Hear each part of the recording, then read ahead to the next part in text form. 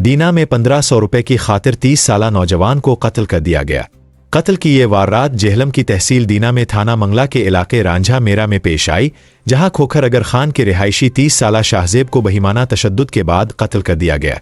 Police के मुताबिक दीना के इलाके रांझा मेरा में मकतूल शाहजेब अपनी रकम के सिलसिले में मुलजिम मोहम्मद जमील और मोहसिन के घर गया था, जहां मुबैना तौर पर मोहम्मद जमील और मोहसिन ने अपने साथियों के हमरा इसे डंडों से शदीद तशद्दुद का निशाना बनाया। पुलिस का कहना है कि तशद्दुद के दौरान शाहजेब के सर पर शदीद चोट आई, जिसके बाइस खून दिमाग में दाखिल हो गया और वो अस्पताल पहुंचने से पहले ही जान की बाजी हार गया। वारदात के बाद मुलजिमान जाए वकुआ से फरार होने में कामयाब हो गए। थाना मंगला कैंट पुलिस ने लाश को पोस्टमार्टम के लिए डिस्ट्रिक्ट हेड क्वार्टर अस्पताल जेहलम मुंतकिल कर दिया है, जबकि मौका वारदात से शवाहिद इकट्ठे करके तफ्तीश का आगाज कर दिया गया है। पुलिस के मुताबिक मकतूल और मुलजिमान दोनों मुनशियात के आदी थे।